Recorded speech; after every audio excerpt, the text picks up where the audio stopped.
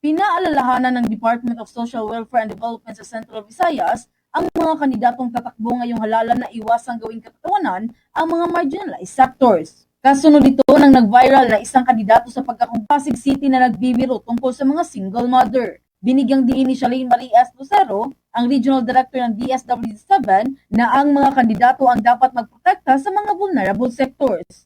Anya, walang karapatang husgahan ang mga solo parents dahil mayroon silang mga karapatan at pribilehiyo. We cannot judge them because they are solo parents, and because, in fact, they have rights, they have privileges, and every human being has to enjoy protection against the rights, diba? So, for the rights. So, samantala, tiniyak naman ng tanggapan na hindi makikialam o gagamitin ang kanilang pamamahagi ng tulong para sa layuning pampolitika. Kung may presensya ng politiko sa araw ng schedule ng pamamahagi ng tulong o ayuda, ay hindi nila ito sisimulan at hihintayin nilang umalis ng kandidato. Pinapaalam din ng ahensya na pagtapos ng buwan na ito, ay pansamantala muna nilang ititigil ang kanilang mga payouts at magbabalik na ito pagkatapos ng halalan. Mula rito sa lungsod Lawigan ng Cebu, Bombo Jorna Cañati para sa Davao 2025 coverage ng Bombo Radio Philippines, the #1 and most trusted radio network in the country, Bombo Radio Philippines. Basta Radio, Bombo!